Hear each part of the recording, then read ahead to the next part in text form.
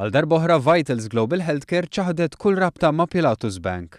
Dan wara rapport minn The Times of Malta miktub minn Ivan Camilleri bit-titlu Vitals Consultant Received Payments in Pilatus Bank, bl-aħħar biċċa miktuba fil-virgoletti.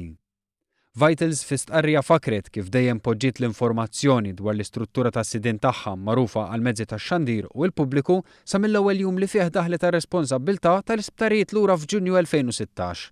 U minn dakinhar il-kumpanija komplet twieġeb il-mistoqsijiet kollha tal-mezzi tax-xandir u f'Ottubru li għadda ippreżentat dokumentazzjoni ta' due diligence. Fl-istess stqarrija Vitals tinnota li mhix ipposseduta minn ċertu Cross Range Holdings Limited kif tallega skorrettament it-Times of Malta u lanqas ta' Gozo Global Healthcare Limited jew Gozo International Medicare Limited kif jingħad fil-gazzetta.